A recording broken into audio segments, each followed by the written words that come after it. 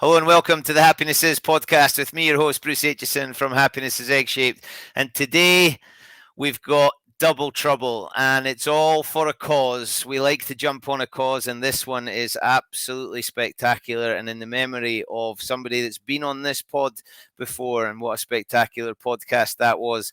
Let's not waste any time and bring in the man who has pretty much cycled north, south, east and west and raised a stack load of cash while he's doing it. The one and the only Mr. Andy Peterson. Hello, sir. Even Bruce, how are you? Yeah, I'm very well, thank you. Now, the whole point of us having a chat, you got in touch with me and said, can we have a chat? And I jumped on it straight away. I admired that crazy challenge that you did. Talk us through it. Remind people, because they're going, hang on, Andy Peterson, I think I probably know that guy. So you were a very kind supporter of a charity ride I did, which basically took me from the southernmost point of the UK or of Great Britain to the eastmost, to the northernmost, to the westerly point of the UK, to raise money for a charity called Fortitude in memory of Tom Smith, who you referenced previously. And Tom was an ambassador for Fortitude. And Tom unfortunately died of bowel cancer, aged only 50, which is just a tragedy.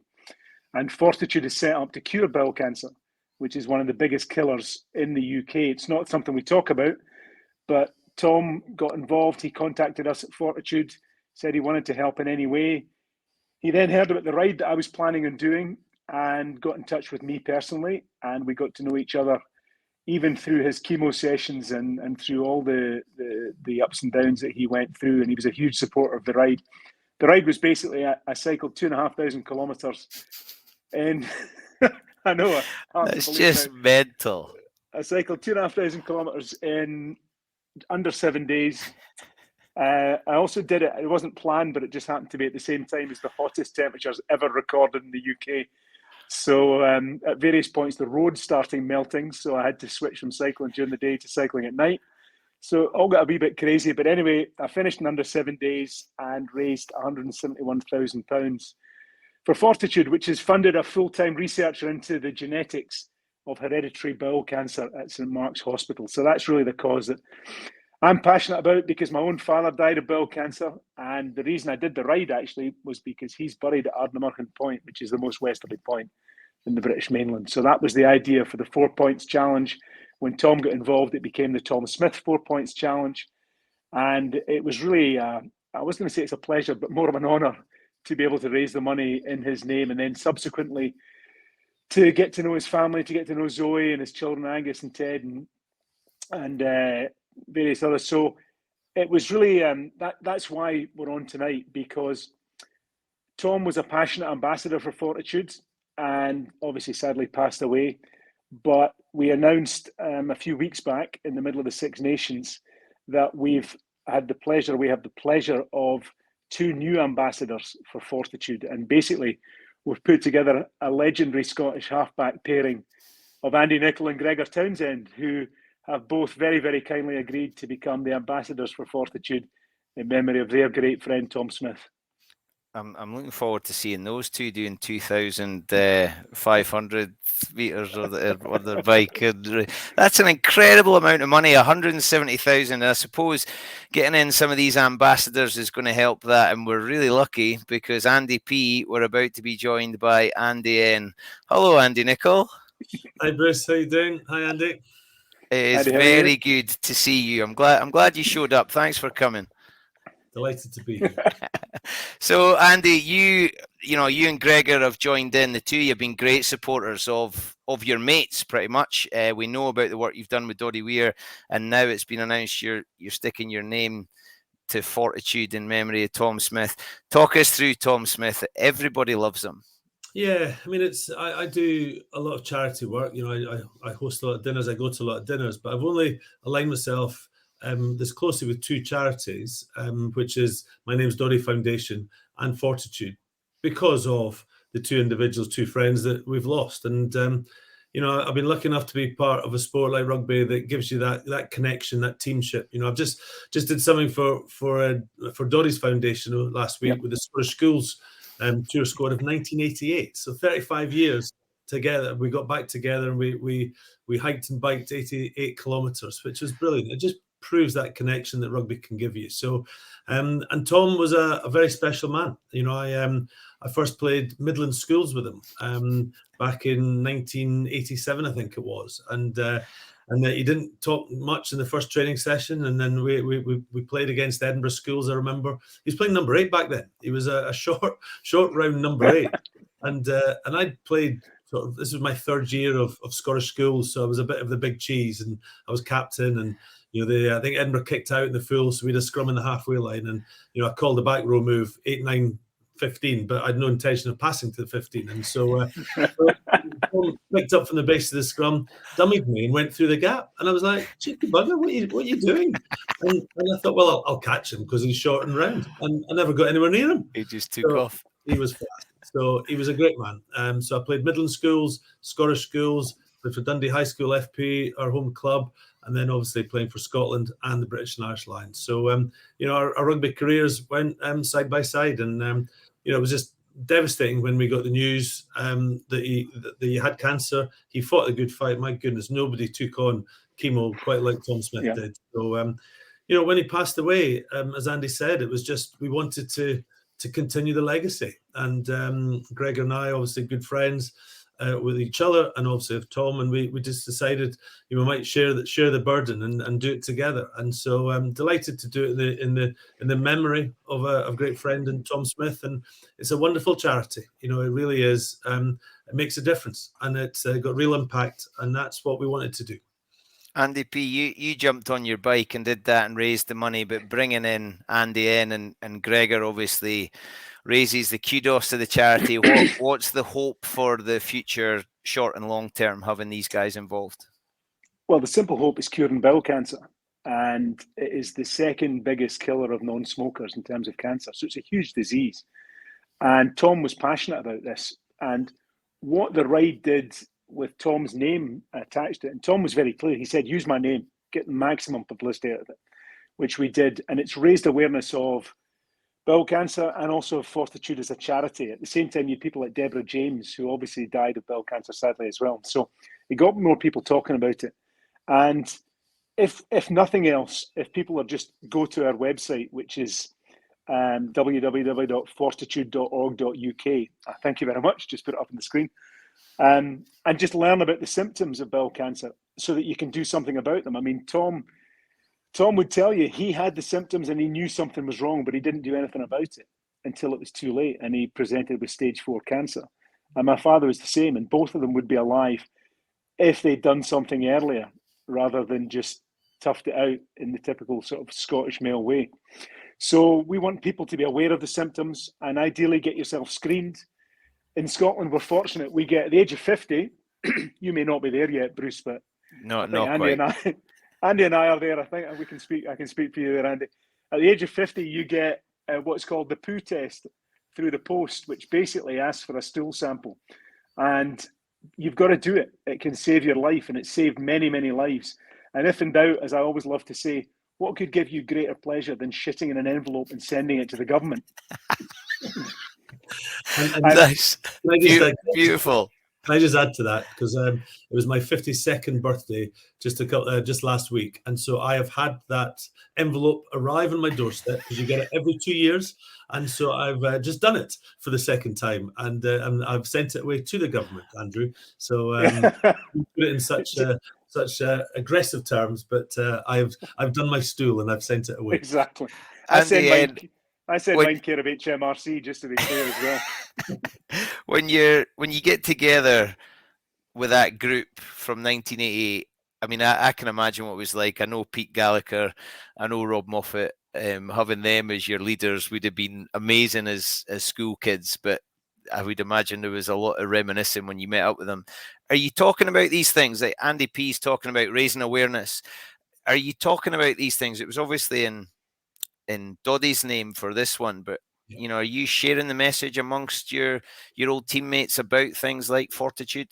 Definitely. We're all getting to an age where, you know, the bodies are there's things can go wrong, but there's early recognition of it. As Andy says, the symptoms are there and it can be cured. You know, we've so other players like Eric Peters to testicular cancer, and he got those symptoms early. Budge Pountney's had it. There's a lot of people have had this, various illnesses and like this that they've recognised the symptoms. I think what the message from Tom Smith, and it's so heartbreaking, but he did what just about every, I'll say sports person, but every rugby player I know, that they suppress any pain. They think it's almost a weakness to say that there's something wrong with you. And he knew he had pain in his back and he did nothing for it. He just endured it like he had done through his rugby career. So the message is out there. Just if you've got any symptoms, if you've got any pain, don't be the smart arse. Don't be the proud man that doesn't go and say anything. Go and get it looked at and get it sorted. And that we're talking obviously about cancer here, but that can be the same with mental health. I've lost a good friend recently to suicide because, and he didn't talk to people about it. And so I think when you have things like that, Bruce, that affect you so deeply, then you're more willing to talk about it. So asking people how they are, but listening to the answer, that's really important, and be prepared to follow up with what you're hearing as well. So, I think what COVID did, it shone a light on how we communicate with people and how we look after people. And I think it's been good for charities like Fortitude to almost pick up that baton and run with it, and just ensure that we don't lose any more from people being ignorant or just stubborn. And that's what we try and do. Andy P, what's the future for you? You've raised 170 odd. You've cycled all around the UK. Have you got more plans in the pipeline? Well, Andy mentioned briefly, the thing about Fortitude that makes it different is we do what we call real challenges. So I think you could class mine as a real challenge, but we do cycling challenges, we do desert trekking, we climb mountains, etc. But those fund real projects. So this doesn't go into a pot of money. It goes to specific projects. And we work with St. Mark's Hospital, and they'll come to us and say, we think this can make a difference. They'll give us a list of 3 or 4 things, and we'll fund what we think can make the biggest impact. And then that will deliver results. And we've got that already in terms of improved surgical techniques, improved diagnosis of colonoscopies, and better radiography. So we make a real difference. And the genetic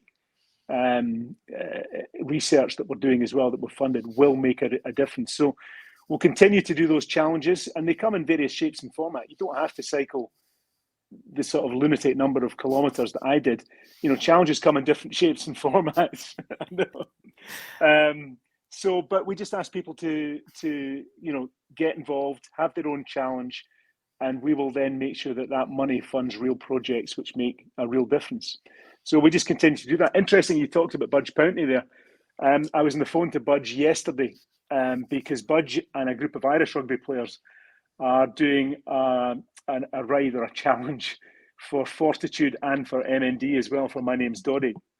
And they're doing it to get to the World Cup final in Paris. They're calling it Try for the Final. So basically I think they're swimming 5K, but in a swimming pool. Yeah. Then they're running from London to Paris. They're rowing across the channel, and then they're cycling to Paris for the final, which is a fantastic challenge. Guys like Alan Bateman, Paddy Johns, I think, is doing it, along with Budge. So, that's an example of the challenges that they're doing. And we know that the money that they will raise will make an absolute concrete difference. And it's amazing to hear these things, and raising awareness. Hearing people like you talk about this is going to do that. Do you appreciate the sort of clout that you've got, and do you share that amongst Gregor and Budge and some of these names? Do you think everyone realizes the clout that they've got? Yeah, I think they do. In fact, I know they do. Because listen, I know Andy well, and we've talked about the difference that he makes and Gregor makes, and Andy can mention it himself, but neither Gregor nor Andy have gone into this lightly. It's not just a case of they're putting their name against it and we never speak to them. They're fully involved. So Gregor and Andy are going down to visit St. Mark's Hospital to meet the staff there, and that's a hugely important part, because the recognition it gives them and the fillip it gives them to know that the difference they're making is recognised by people like Andy and Gregor, and acknowledged by them. That's huge. They're also going to get involved in the challenges. There's one coming up in May, which Andy and Gregor are involved with, and they're looking at actually designing their own challenge. So I'll let Andy talk in more detail, but neither Andy nor Gregor, they've not entered into this lightly. They're very, very serious about fully committing, as you can imagine from the type of people they are. Andy, fully committed? Yeah, we are, but fully committed to challenges that me and Gregor want to do. It's fair to say that some of the challenges, like this man here did last year, is not really in our wheelhouse. It's not really what we want to do.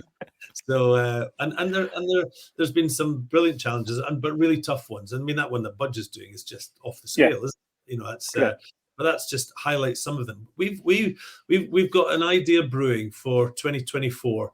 And it'll be a bit more inclusive to include more people. Might be multi-layered, so there's different levels that you could do. I'm in. Yeah, well, we've got a level for you, Bruce. That's for sure. So pretty low. But we want to make sure that it sort of highlights Tom and his life.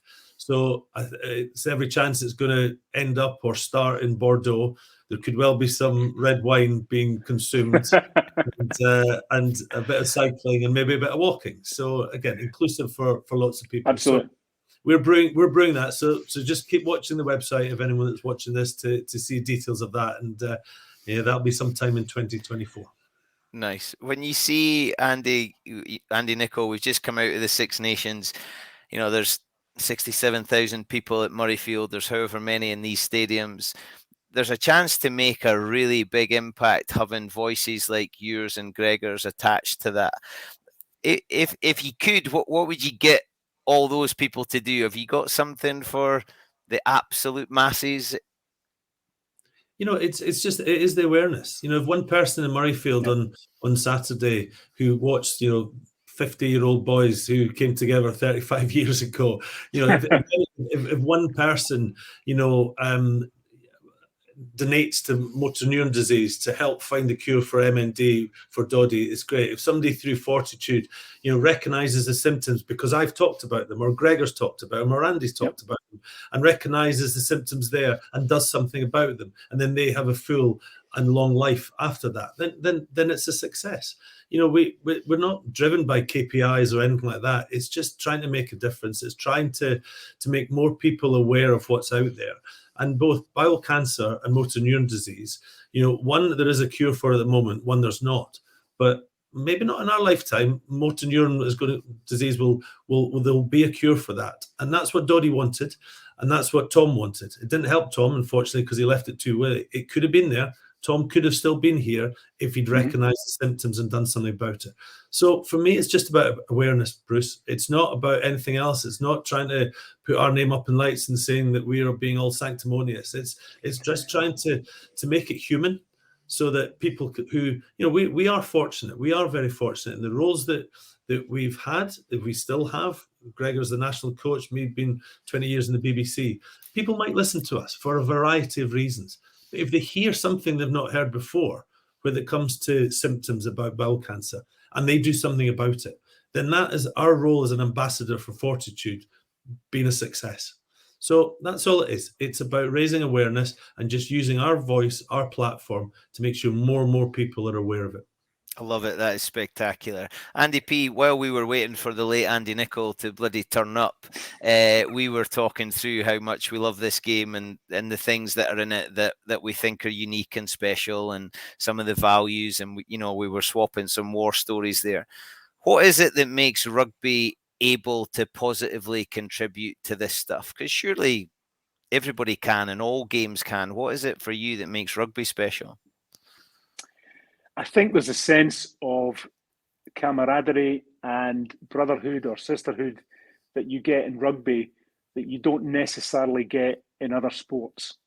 I think it's a combination of the number of people on the pitch helps. It's not a single sport. It's not a double sport.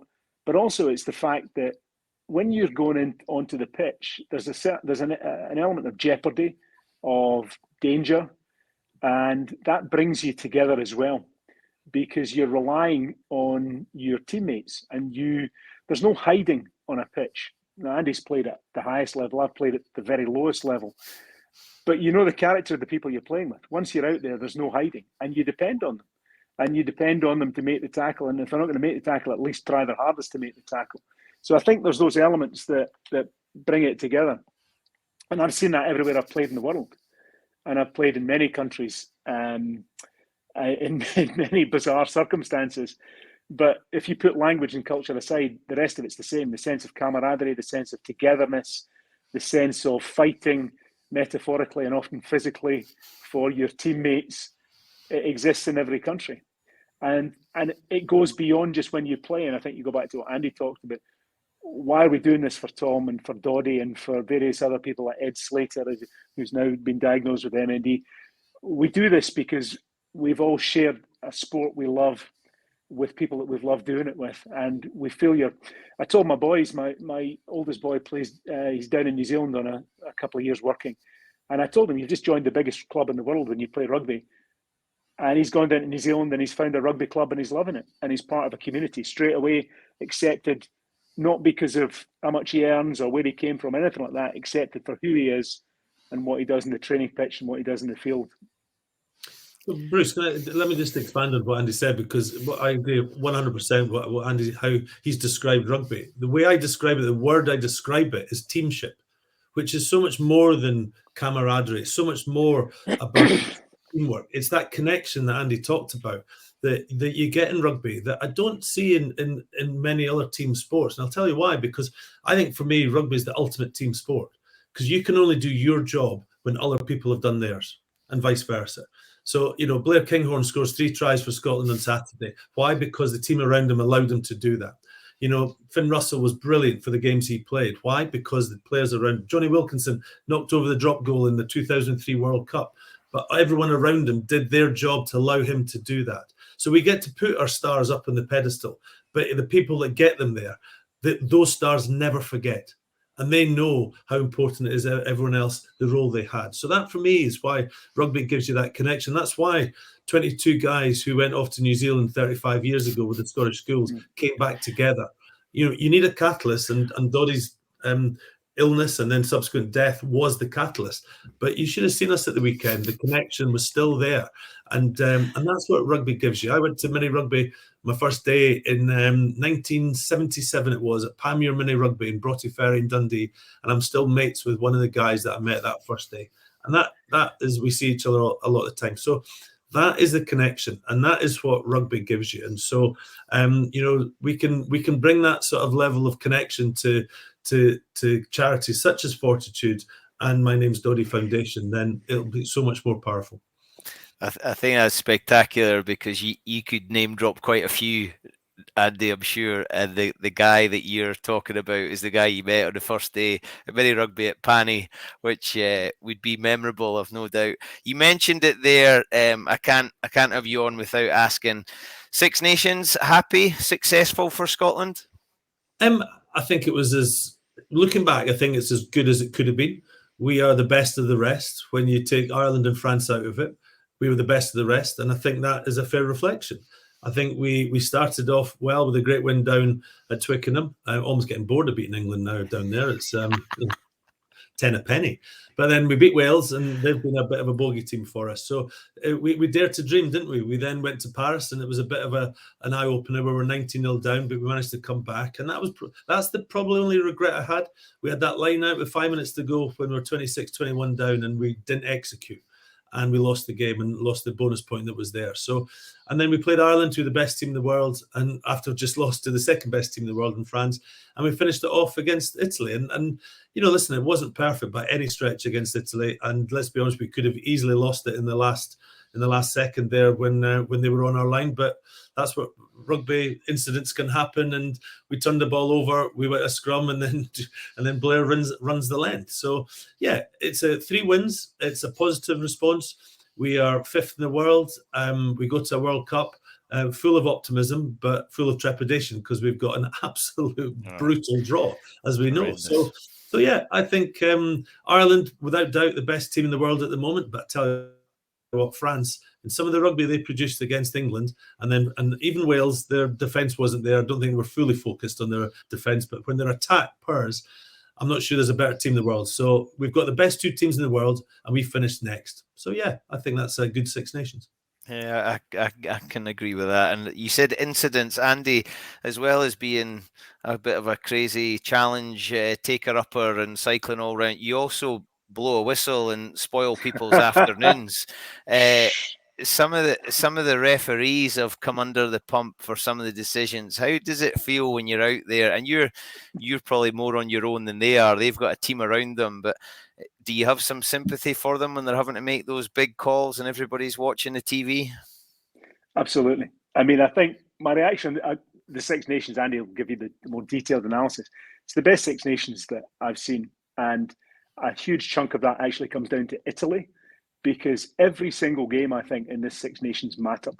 There was no weekend where you thought, right, I'm not going to watch that. That's going to be an absolute walkover. I thought Italy being competitive and nearly beating 3 of the teams made a massive difference to the championship and meant that it was a compulsory viewing of all 3 games. So I thought it was just a fabulous championship, full stop. In terms of the referees, yeah, of course. I mean, I've always got to be careful what I say. Do you want to ask me that, Bruce? Yeah, I know. I've stitched them up there, haven't I? I've absolutely not stitched at all. them I up. mean, listen, I think in general the standard of refereeing is extremely high. And what I know myself, my personal experience is people judge the referee's performance through their own team's lens, right? So that's the first thing you've got to realise, is that if you look at the sending off of Freddie Stewart and you saw the analysis in the studio afterwards, guess what? Brian O'Driscoll thought it was a red card and the English guys didn't think it was a red card. So there's always a bias which people, when they're talking about referees, they've got to be aware that they're not talking from an unbiased point of view generally, unless it was 2 teams you'd never seen in your life. That was the decision which everyone's talking about. In that case, I think the decision was wrong. And guess what? Today, the red card was rescinded and it was downgraded to a yellow. Jaco Piper made the decision. He made it with the best of intentions. I don't think it was the right decision, and it's subsequently been shown. But don't judge the referees just on that single decision. You know, they're getting most of the rest of them right. Unfortunately, they've got to get the big decisions right, and in that case, I don't think he did. Don't think it affected the outcome, but it didn't help. You're very well media trained, Andy P. Yeah, and I appreciate was absolutely bang on. There was 2 wrong decisions. Antonio got a yellow card from Wayne Barnes when that was upgraded to red, and Freddie Stewart got given a red, and that's been downgraded to a yellow.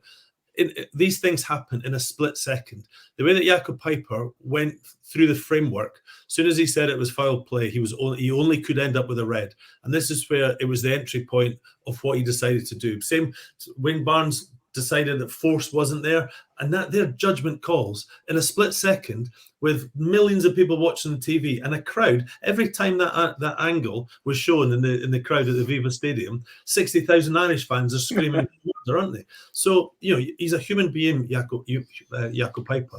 You're going to be influenced in that situation. So by and large, the officiating was brilliant. Just two decisions that they got wrong. Yep. Did you play at the best time, Andy Nicol? Yeah, because I didn't want people like Antonio at 23 stone as a prop. Like Rhys Salmon had to try and tackle at the weekend. And listen, Bruce, I look back. I got 14 years of senior rugby, 7 as an amateur when that's all there was, and I was there when rugby went from amateur to professional, and so then 7 as a professional. So I saw the best of both worlds, and I got to enjoy a lot of rugby when it wasn't as serious as it became. So I do think I was blessed to get an experience of both. You look at somebody like Gavin Hastings, retired at 95, so he only had the amateur side of it, and then obviously all the current generation have only had the professional side of it. So it's a brilliant product. It's the Six Nations is a fantastic tournament, without doubt the best annual rugby tournament in the world. It's looked on with envy in the Southern Hemisphere, and so we look forward to doing it again next year. So I was very blessed with what I had, Bruce, and I would never complain. Would I have wanted 14 years of earning Finn Russell's salary? Possibly. Mrs. Nicol certainly would have. You made up for it now. Right, Andy P, give us that last rallying call before we finish up. Well, I'd say 2 things. One is probably 98% of rugby is played at a level that's nothing to do with the level that Andy's played at or anything else. And that's been my rugby career and my rugby experience. And it's been fantastic. Right? It's still the greatest club in the world. It's the greatest game in the world, and I've loved it. And the last game I refereed, and I'd actually volunteered to go there, was at Mull about 3 weeks ago. And it was Mull against Cartha Thirds, or whatever that, I can't remember what they're called now. And it was two teams who just wanted a game of rugby. One had come up from Glasgow and were having a great trip up to Mull and then back. The Mull guys won. It was a great game of rugby in terms of everyone was trying their hardest. The skills were mixed. It didn't matter. There was no aggro. And at the end of it all, they shook hands, had beers in the bar, and I get the ferry back over with the guys from Cartha, and they were having plenty of beers in the boat. And you hope that in a small way as a ref, you can help make these better games. But it was just a wonderful day of rugby, and I'm happy that it's the last game that I've refed, and it probably will be the last game I've refed, because it was just a reminder of why I played the game. So that's about rugby. In terms of tonight, all I would say, and Andy said it absolutely succinctly, he said this is about awareness, and it's about awareness of disease that is treatable, curable if you catch it early. And if you go to our website, www.fortitude40, that is 40tude.org.uk, you will learn about the symptoms. And if you think you've got any of the symptoms, contact your GP immediately. If you call your GP and say that you've got any of these symptoms, you will get seen very, very quickly, because that's what they're trained to do. And it can save a life. It may save your life. It may save someone else's life. As Andy said, talk about it. Mention it to your friends, to your family, to your parents, to whoever it is, because bowel cancer, when caught early, is treatable and is absolutely curable. And much as I was proud to know Tom and all the help he gave me and gave Fortitude in raising money as an ambassador, I'd rather he was here today. Yeah.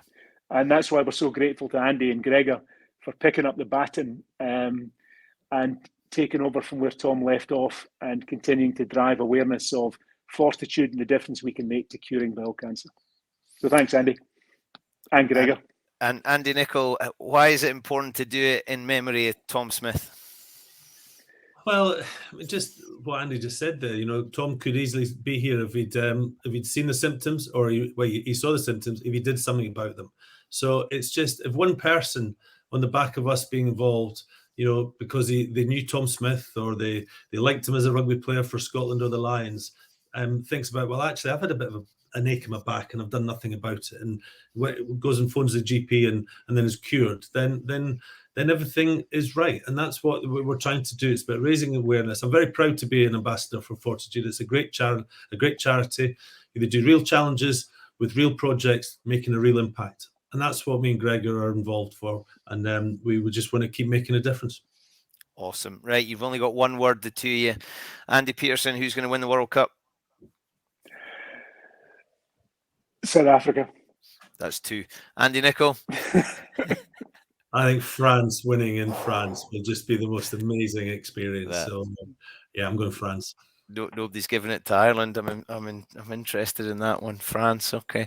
Gentlemen, Andy and Andy, an absolute pleasure. Thank you so much for giving up your time. I look forward to seeing you both very, very soon. Thank you. Okay. Cheers, Bruce. See you.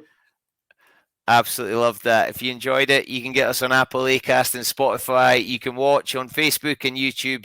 And please, tell your friends, get it checked out. Go and have a look at fortitude40tude.org.uk and make sure that we honour Tom Smith by looking after each other and yourselves. I look forward to seeing you all again very, very soon. My name is Bruce Aitchison and my happiness is egg-shaped.